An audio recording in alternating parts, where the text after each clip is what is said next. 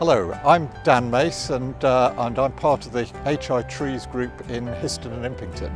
And here we are in our field in Histon and Impington, which is sandwiched between the B1049 and the A14.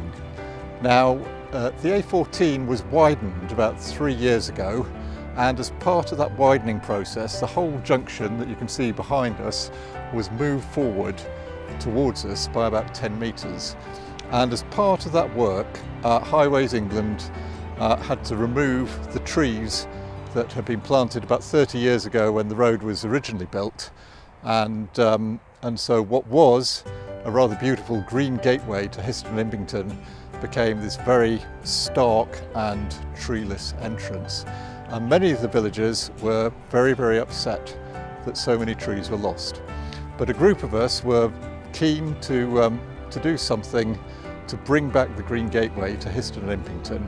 And so we got together and thought about what we could do. And we spoke to local landowners. This field here is owned by Chivers Farms, and Caroline Chivers, the farmer who farms the land here, was very keen to help and basically gave us permission to plant trees in the field. And as you can see, a few years later, we have in fact 850 trees in the field here that were planted last March.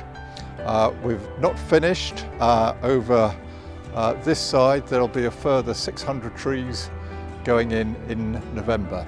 Now these trees they're new, and they're in addition to the trees that you can see behind you on the embankment that were part of Highways England's obligation to restore the trees that they removed.